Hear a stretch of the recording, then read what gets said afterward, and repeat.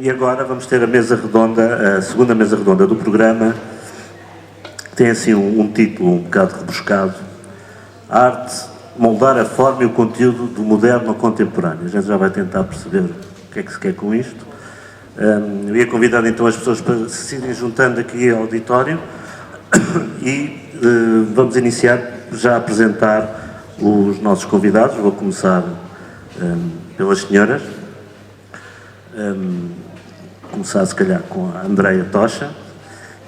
Para além de ser uma senhora, não é de Alcobaça, portanto é uma nossa visitante, e convidei a Andreia precisamente porque a Andreia é uma artista plástica que tem vindo a desenvolver trabalho agora com uma fábrica num projeto de inserção urbana da Câmara Municipal, um projeto inspirado em Pedro Inês e que vai ter uma expressão na cidade, ou seja, um percurso que se vai constituir em que se convidaram as fábricas a apresentarem peças com alguma escala, obviamente, à escala urbana, e a Andreia foi convidada enquanto artista plástica porque a Andreia já tinha tido também um percurso junto à cerâmica, porque tinha desenvolvido uma instalação com a fábrica Bordal Pinheiro e da qual tinha feito, inclusivamente, também uma exposição no Museu Bordal Pinheiro em Lisboa. Foi nesse sentido que eu convidei a Andreia. A Andreia é artista plástica, está a desenvolver. Eu não vou seguir muito os currículos, peço até para as pessoas depois entrarem mais por aí. Estou mais preocupado no testemunho que as pessoas possam dar, efetivamente, que os currículos, digamos assim. Depois temos a Diana Borges, que eu tenho o prazer de conhecer. A Diana é da Terra, de Alcobaça, uma designer ligada à Vista Alegre, desenvolver produtos sobretudo na Atlantis, não é? E na Cepal, começou na Cepal e na Atlantis, e tem ainda a vantagem de ser uma designer premiada, portanto, do contexto industrial, e portanto, para nós obviamente fazia todo o sentido estar aqui. Para além disso, temos também o nosso amigo Jean Ferrari, que já conhecem, que coletivo 3Cs, ceramista de autor, e também ligado ao coletivo, que é precisamente um grupo, uma associação que reúne artistas, digamos assim, de cerâmica de autor. O Jean Ferrari é francês, apaixonou-se ali pela Praia do Salgado, São Martinho, por aqui ficou e fez um percurso de inversão no seu percurso profissional e dedica-se à cerâmica e ao desenvolvimento da sua cerâmica. E depois temos, digamos assim, duas grandes figuras da cerâmica de Alcobaça: o Sr. António Rosa, com um longo percurso na cerâmica, iniciou-se no Raul da Bernarda, constituiu inclusivamente a sua própria fábrica, uma fábrica de referência que inclusivamente está aqui presente, e, obviamente, o nosso querido arquiteto Manuel da Bernarda, filho, um grande industrial da nossa terra, o Raul da Bernarda, e que, depois de cursar arquitetura, apesar de ele ter ido para a arquitetura sempre com o objetivo, no fundo, do design e que foi aplicando esse seu conhecimento e esse seu gosto naquilo que eu posso considerar que foi a renovação, ou seja, um movimento de renovação da cerâmica em Alcobaça, que acontece a partir dos anos 80, em que o Manel, com outros, foram protagonistas. Eu ia iniciar, portanto, temos uma hora de conversa, portanto, eu ia pedir que as intervenções fossem sintéticas, porque o programa é um bocadinho castrador nesse sentido, porque temos mais outra mesa redonda a seguir, mas aqui há aqui no fundo, dois pontos que eu gostaria que os nossos convidados, de alguma forma, pudessem partilhar connosco o que é que pensam sobre isso, porque partimos logo da forma e do conteúdo. Eu ia começar precisamente pela Andreia, porque a Andreia deram-lhe um conteúdo, não é? Para desenvolver uma forma. E também temos aqui duas questões que eu queria ver também, outra questão que eu queria que vissem desenvolvidas nesta mesa redonda, que são duas perspectivas, um equilíbrio, eu costumo chamar um equilíbrio que pode ser um bocadinho instável, entre o artista que trabalha por sua conta e que contém risco, aqui não é só por sua conta, também há o risco, e o artista que está dentro da fábrica e que segue um programa e segue uma estratégia fabril e comercial e industrial. E nesse aspecto, ainda por cima, tendo ao nosso lado uma designer premiada, era bom depois também tentarmos perceber até que ponto existem estes partilhos. Por um lado, o espartilho dos números e do tempo de execução, e por outro lado, os partilhos da própria independência, da própria autonomia, não é?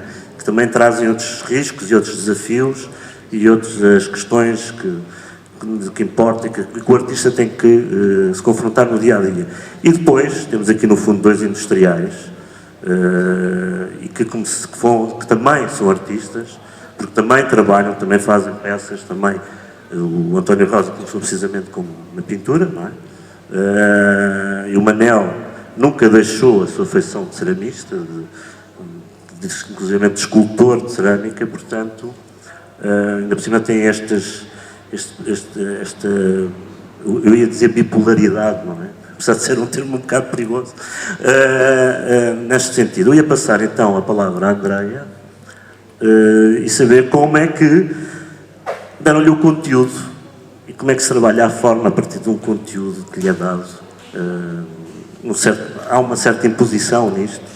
E também já agora, uma vez que a maioria do auditório conhece pouco a Andreia, como é que é esta relação de alguém que não estava habituado a trabalhar com a cerâmica, ou seja, esta atração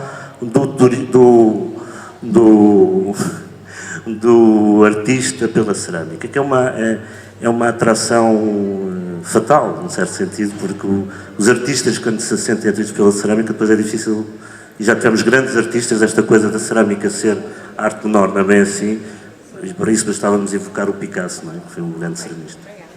Sim. Este microfone chega? Talvez este. Pois, são vários temas que tu puseste aqui em cima da mesa, não é?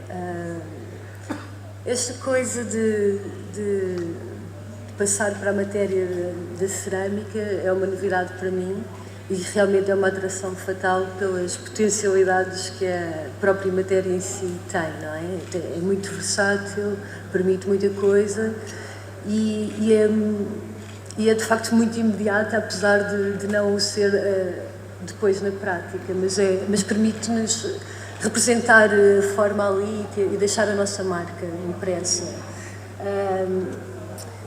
A questão de receber um conteúdo para encontrar uma forma é uma questão que muitas vezes se torna angustiante, mas faz parte do processo, não é? De repente nós já temos ali o conteúdo e temos que encontrar essa forma.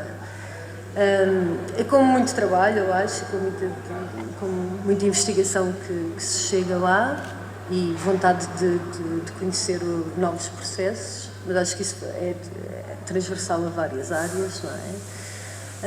E ainda a questão de autodisciplina, não é? Fábrica, artista independente, que realmente faz muita diferença e daí também ser a nossa maior pressão, não é? Somos nós o nosso maior observador e que estamos aí a tocar-nos e a exigir cada vez mais de nós. E isso também é um processo a nível individual que nem sempre é o mais fluido, não é? Mas em relação à cerâmica em si, à matéria, viemos a conversar no carro sobre este tema que nos unia aqui e eu vejo a cerâmica como uma matéria primordial, não é? Que realmente permite esta junção destes fatores do fogo, do ar, da água e que transmite muita coisa junto da nossa intenção, não é? Portanto, ganha muita força em termos de expressão. E por isso esta atração é muito interessante. Eu acho, sem dúvida, que é um material muito rico em todos os termos e infindável e também inesgotável, não é? Bem. E Diana, ou seja, Diana que trabalhou além da porcelana, o vidro, o cristal, por mais é multifacetada nesse campo. Curiosamente, os artistas na fábrica muitas vezes pedem-lhes o conteúdo aos artistas, não é? Muitas vezes há essa questão, porque da forma, muitas vezes a própria fábrica, a estratégia da própria fábrica já tem, inclusive algumas fábricas, têm estratégias muito definidas em termos de forma. Como é que é a gestão da criatividade exatamente no seio da própria fábrica e no fundo da liberdade de criatividade que um criativo dentro da fábrica não o deixa de ter, nem pode deixar de ter mesmo para a própria qualidade do produto, digamos assim. Então, designer não é ser artista, começando por aí.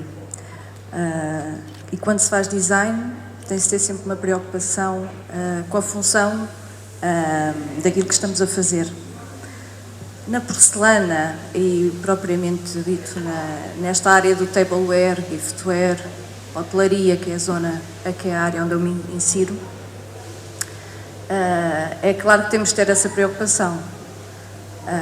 Mas a parte estética também é muito importante, porque é isso que nos distancia ou que nos faz sobressair ou não dos restantes concorrentes, não é? Porque é um mercado muito grande e realmente não é fácil, não é sempre fácil arranjar, ser original primeiro,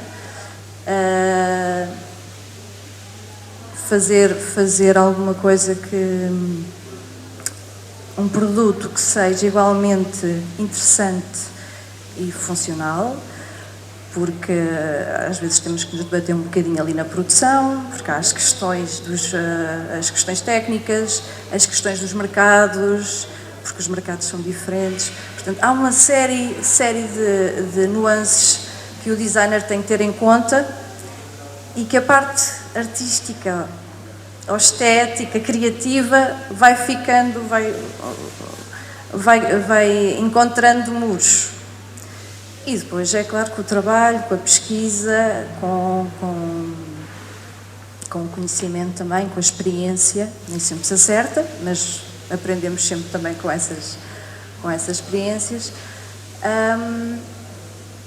Vamos tentando trabalhar com a produção, com a fábrica, com a inovação, lá está, com a inovação, com as parcerias com universidades, com produtos novos que aparecem, de vidrados, de um rol de coisas que vão influenciar o design, ou o design vai disputar necessidades e desafios à parte de produção e que em conjunto vai havendo uma evolução e vão-se criando coisas novas.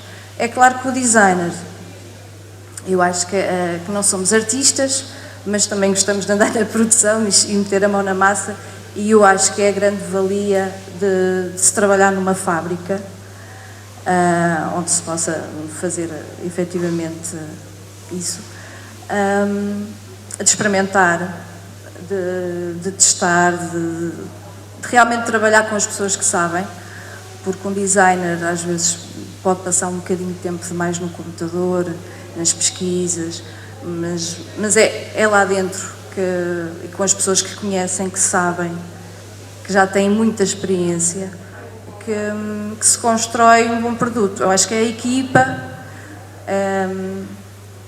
é um conjunto de coisas. Obrigado. Portanto, é essa dimensão global, transversal, não é? Ter a noção de todo o processo, toda a cadeia operatória, que depois se consegue fazer o desenho de um produto, não é?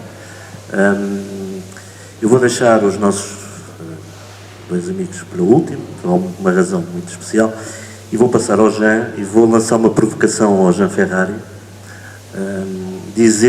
perguntar o seguinte, porque isto tem a ver com outras conversas e outras sessões anteriores, perguntar o seguinte, se o ceramista de autor é um fazedor de alma, na cerâmica, em contraponto, isto é uma autêntica provocação, se a indústria da cerâmica vendeu a alma ao criador? Ok.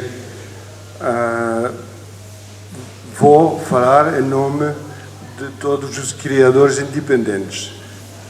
Somos bichos selvagens, indomitáveis. Somos ao oposto de tudo o que vemos e de tudo o que as pessoas acham que percebem. O ceramista de autor é o seu próprio empregado, próprio patrão, próprio designer, próprio tudo. E quero mesmo apanhar esta oportunidade para que as pessoas percebessem exatamente qual é o nosso papel. E vou falar de mim, obviamente, é mais fácil. Antes de fazer uma peça qualquer, tenho que ter, primeiro, conhecimento do barro. Tenho que ir à procura, eu vou propriamente à procura do meu barro e vou tentando perceber quais são as suas características e vou utilizá-la conforme as suas características. Pois, tenho que ser capaz de lidar com as dificuldades da criação. Posso utilizar a roda, posso utilizar a lastre, posso utilizar infinitos meios de composição. Tenho que ter uma ideia. E aqui entra esse debate entre a forma e o conteúdo. Tudo o que tenho ouvido até hoje, só falamos da forma. Só agora, com a azulejaria de São Bernardo, falou-se dos sentidos, dos sinais que a pintura podia transmitir. Mas nós mesmo fizéssemos o objeto mais comum, uma tigela, há sentido nela. Há sentido. E a maneira de fazer vai depender do sentido que nós queremos transmitir. Pois, isto não para ali. Então, temos que ter a imaginação, temos que ter uma filosofia de vida que vai ser transmitida através do nosso trabalho. Finalmente, temos que cozer as peças, temos que fazer os vidrados primeiro. Somos nós a compor os nossos vidrados. É outra técnica. E, finalmente, temos que cozer as peças. Outra técnica. Então, pronto, o processo tudo depende de nós, e por isso que estou a dizer que somos bichos selvagens, porque, de facto, não dependemos de ninguém. Dependemos há constrangimentos, certo, ligados à matéria, constrangimentos ligados à técnica de cozedura, mas temos toda a liberdade. E acho que isto é interessante na cerâmica contemporânea. A cerâmica contemporânea tem que ser vista não como cerâmica, tem que ser visto como uma maneira para uma pessoa de se exprimir. Uma pessoa pode escolher de se exprimir através da música, da literatura, da pintura e também da cerâmica. A cerâmica faz parte, é um meio de expressão. Então, estamos a falar de uma coisa totalmente diferente, não tem nada a ver com a produção industrial, por exemplo. Não vejo nenhuma relação. A única relação que pode haver, e que pode ser interessante, é que nós, sendo totalmente libertos de constrangimentos, podemos ter ideias e, se calhar, dar ideias aos designers, às artistas plásticas e às fábricas. Além disso, não vejo relação nenhuma. Pronto, podemos continuar depois. Okay. E, Manel, que ideia foi essa? As residências? Não sei, dá para falar. Estava a pensar há bocado como é que se há de estabelecer a diferença entre artesanato criativo, cerâmica de autor e indústria cerâmica. E lembrei-me logo de uma ideia. É quando se faz uma fábrica, portanto uma indústria, e se estabelecem quadros, imediatamente entra pessoal para os quadros.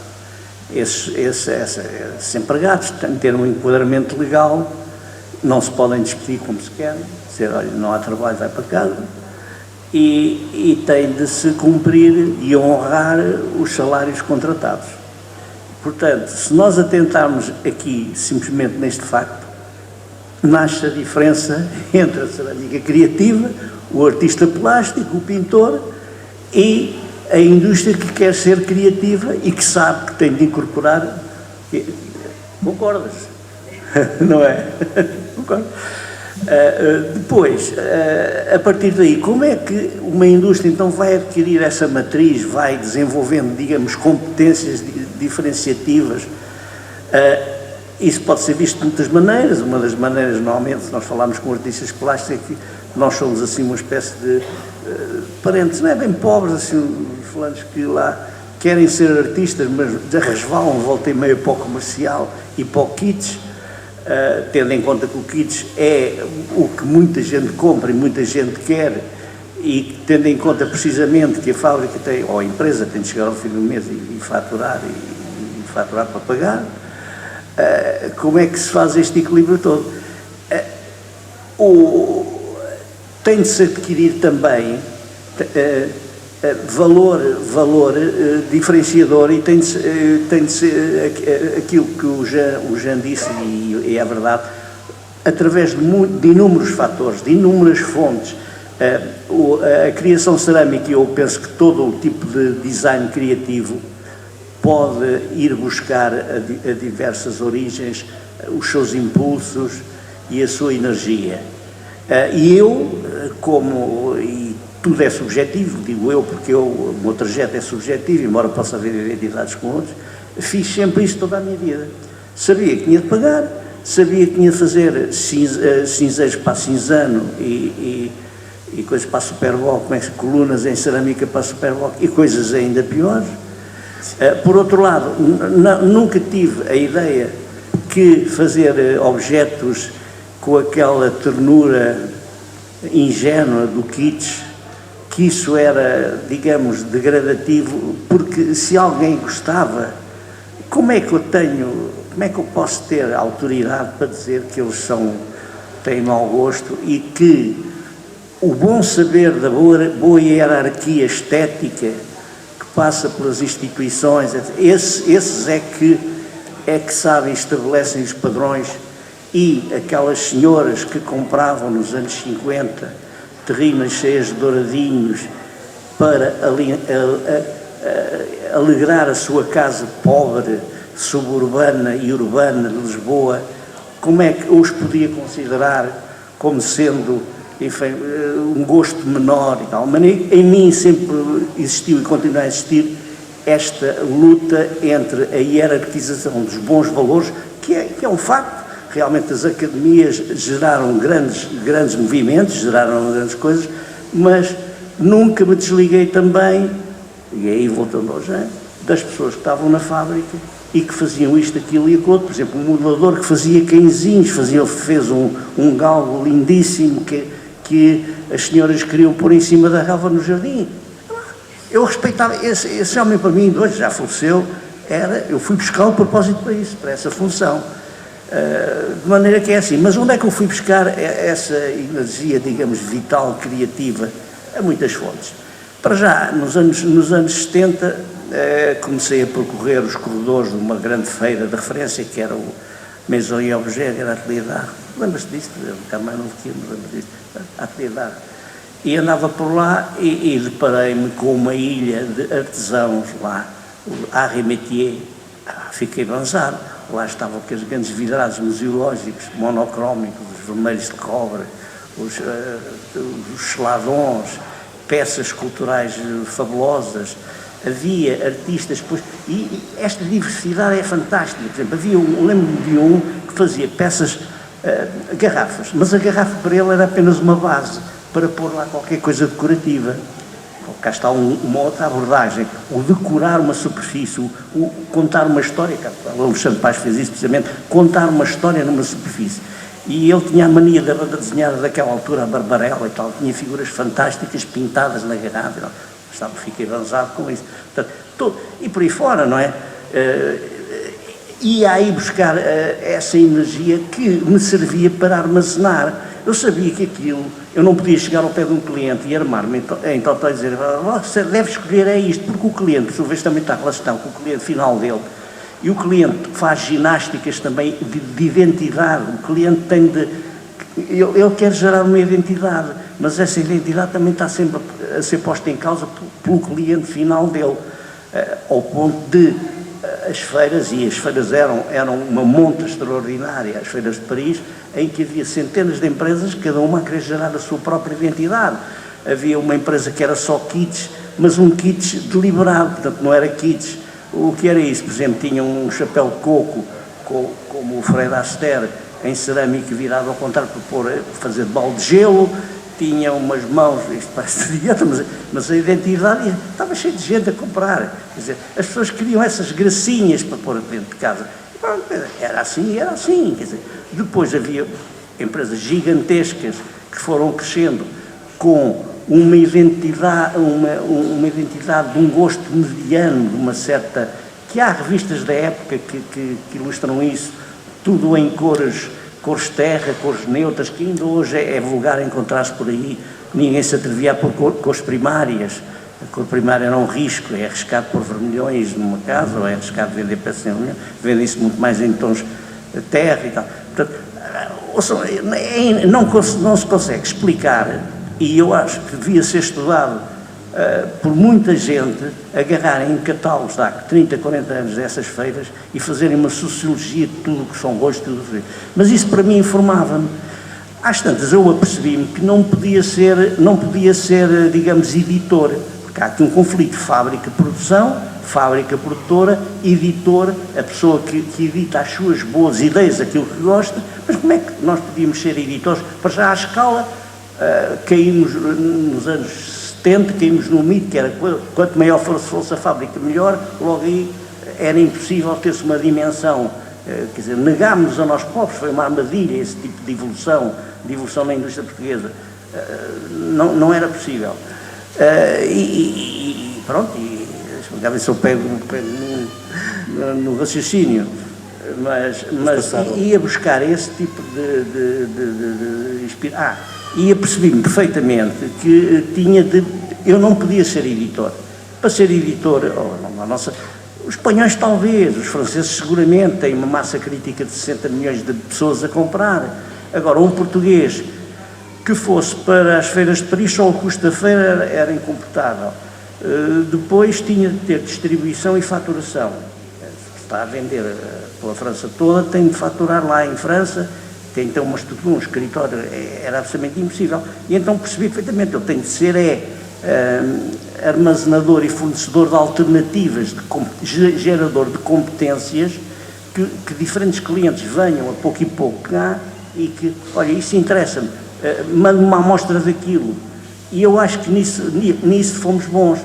Comecei a desenvolver vidrados, e tudo também por influência dos art and crafts, ou dos arts métiers, dos franceses, aqui como Miguel, que iam apresentando propostas e que aquilo tinha uma energia fantástica. Já falei mais. Não. Então, só para também, senão temos pouco tempo e depois não conseguimos falar. Eu queria passar também a palavra aqui ao António Rosa. Quando o António Rosa começou, e contemporâneo também do Manuel, lembra-se também desse período, não havia cá artistas contemporâneos a entrar pelas fábricas adentro. Ou seja, vocês eram os artistas, não é? Não havia esta questão, não havia esta separação, não digo separação, não havia estes dois mundos, não é? Já termos já nessa altura artistas de renome a trabalhar a cerâmica. Como é que era? Havia a liberdade que existia, era mesmo assim, ou o conteúdo já estava lá todo?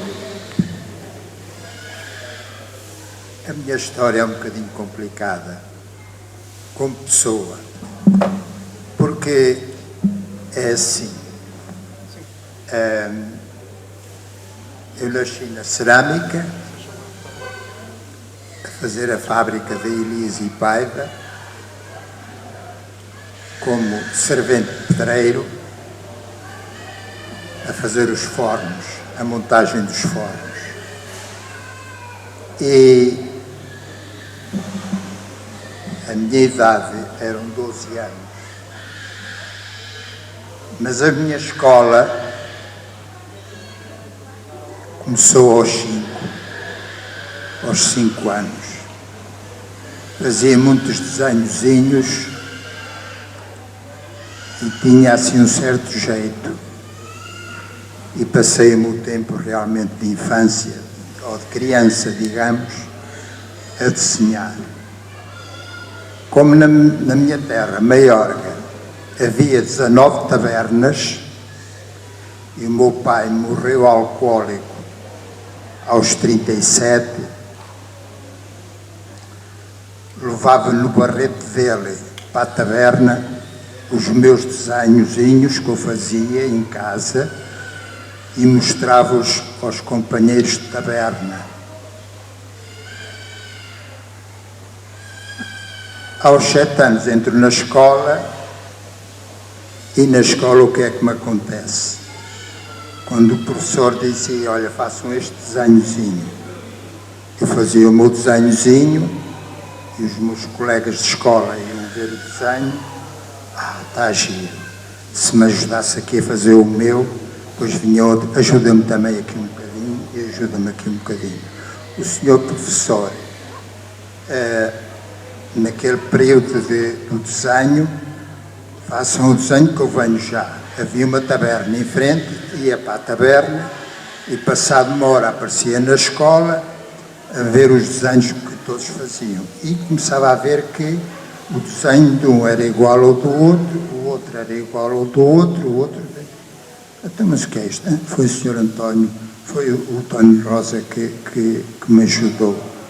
E tumba, no fim de ver os desenhos todos, chamava-me e dá cá as mãos, reguadas para cima, até acabar. Eu ficava todo torcido com as reguadas, mas no outro dia todos me pediam também e eu tremia como uma vara verde. Isto durou 4 anos na escola. Felizmente, ao 4º ano fiquei repetente e acabou o professor. Fui para uma outra professora e eu disse à minha mãe, minha mãe, agora que a escola está para começar, só tenho mais 1 ano. E é assim a vida. Foi assim a minha vida. Entretanto, cheguei aos 11 anos, 12 anos, o meu pai morre alcoólico, com 37. E pronto, fomos ver quanto é que o meu pai devia nas tabernas, 28 contos. Naquele tempo era uma fortuna. E a minha mãe, coitadinha, não tinha nada a pagar aquelas dívidas. E eu fui realmente aos 12 anos para a Elisa e Paiva ganhar 7.500 de serventear pedreiros. Depois acabámos a montagem dos fornos, sim senhor, já com aquele dinheirinho. Entrei para a secção de pintura e curioso é que a secção de pintura não tinha condições de ensinamento. Eu fazia as minhas coisinhas, sim senhor, mas tive que ser retirado porque era tratado abaixo de cão, como sacristão. E aquilo introduzi-me de tal maneira e a minha mãe pediu ao sócio do Sr. Raul da Bernarda se havia hipótese de meter lá. E assim foi. Vi aqui um domingo depois de missa à fábrica e apresentei, ele pediu-me para pintar uma peçazinha, pintei. Pronto, se quiseres podes vir já amanhã. E eu nem me despedi da Elisa e Paiva, fui para o Raul da Bernarda. E caso curioso que a secção de pintura eram 20 aprendizes, comigo 21, e o ambiente de trabalho e de respeito era de tal ordem que me encheu o peito de alegria, o coração mudou.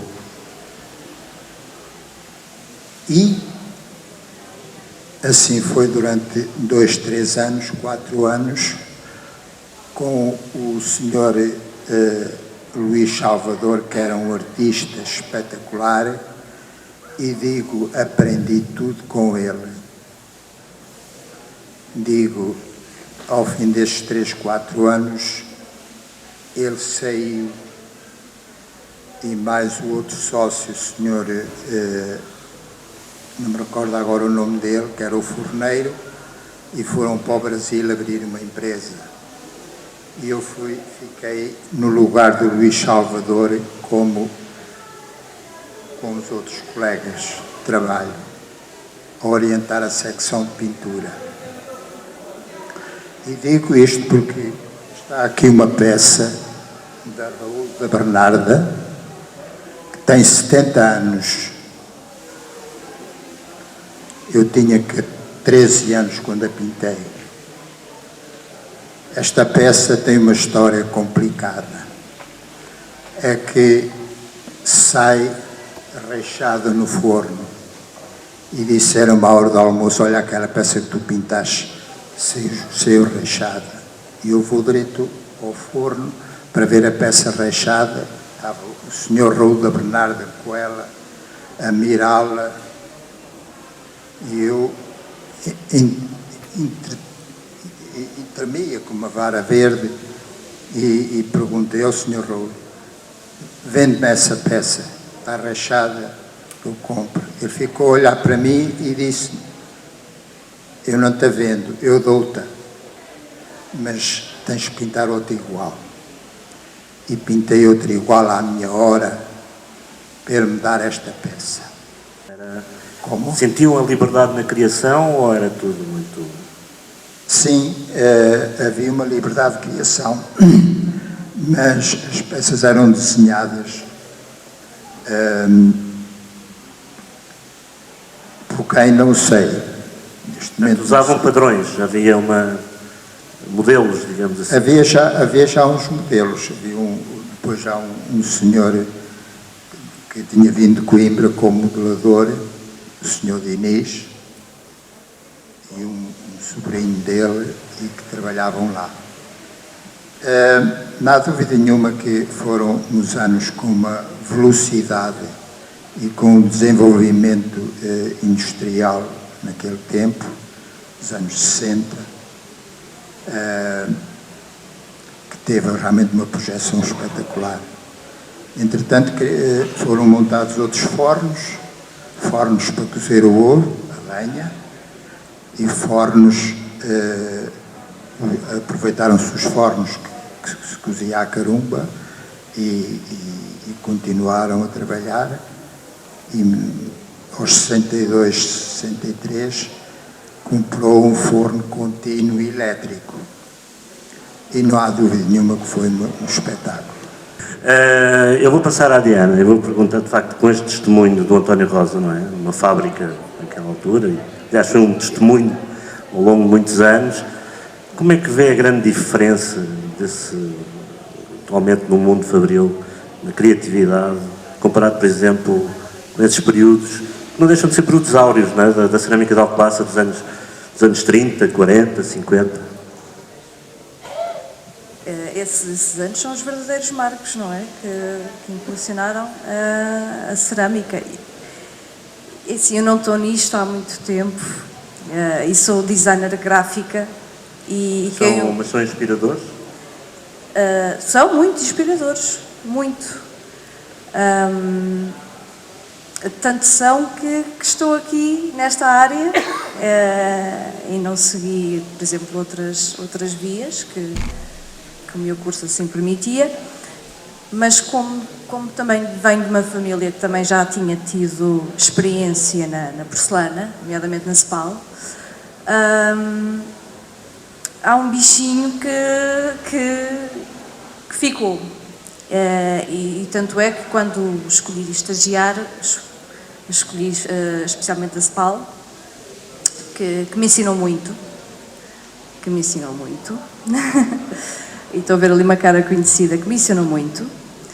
E foi aí que começou o meu percurso.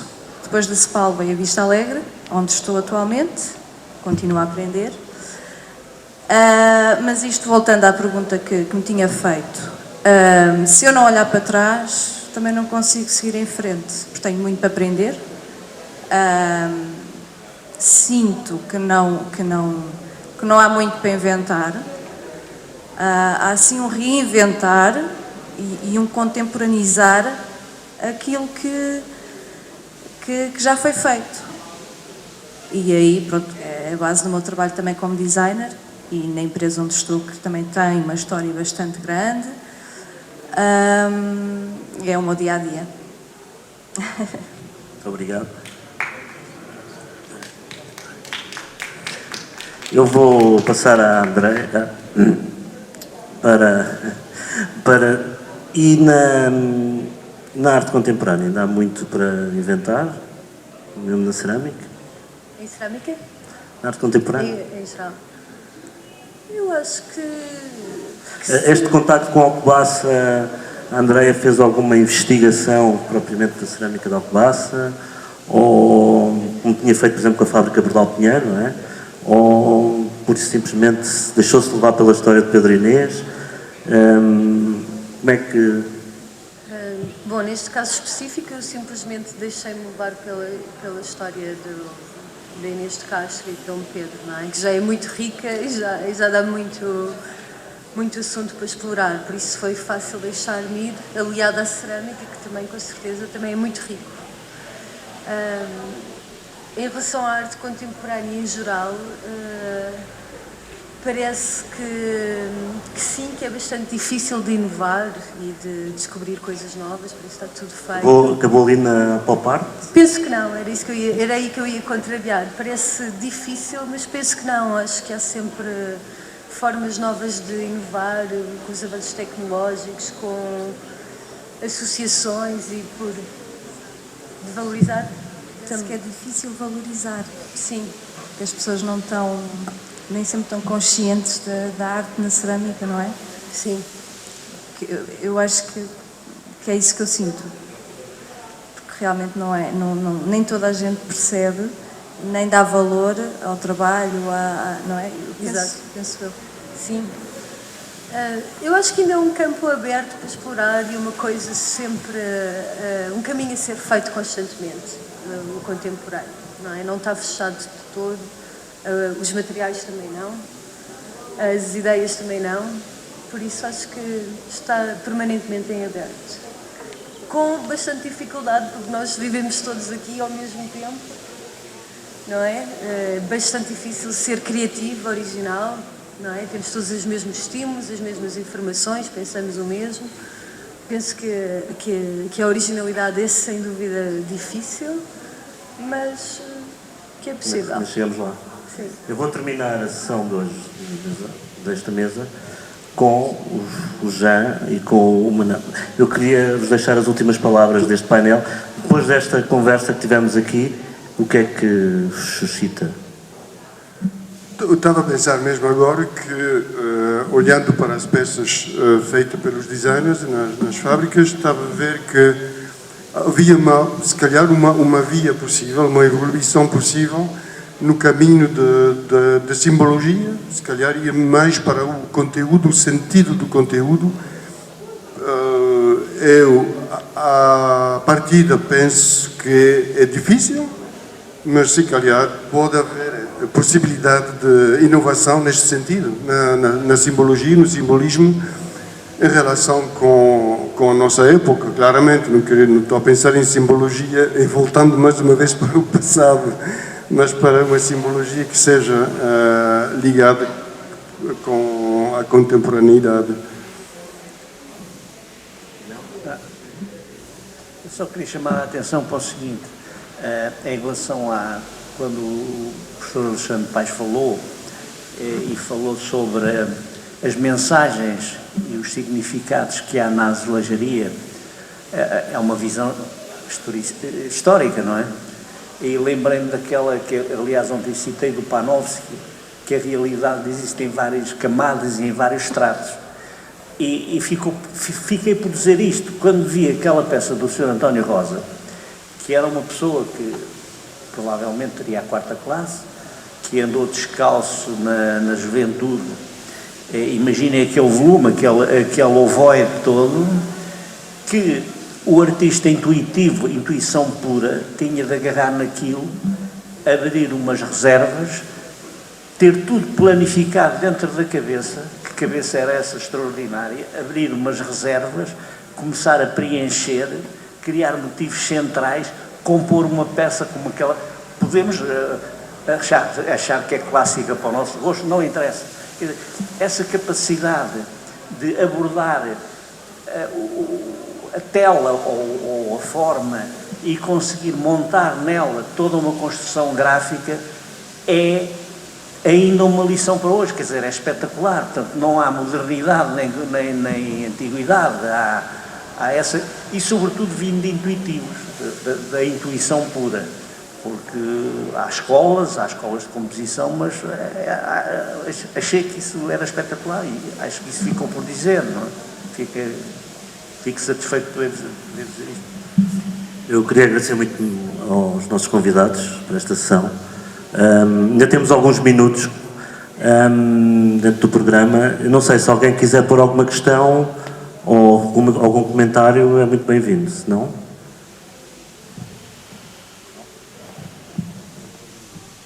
Ok, então vamos terminar por aqui, fazer um pequeno intervalo e depois vamos partir para a última mesa redonda, que é a próxima, em que vamos ter como moderação o nosso amigo Dr. Rui Rasquilho. Há dois convidados que eu penso que estão a chegar, que é o professor João Serra, já estão, e a Rita Gomes Ferrão, e obviamente também teremos aqui a doutora Carla Moreira, da Arfai, o Dr. Carlos Coutinho, já o estou a ver ali, e a doutora Helena da Bernarda, não sei se estará, mas vamos fazer um pequeno intervalo, depois já voltamos, ok? Muito obrigado.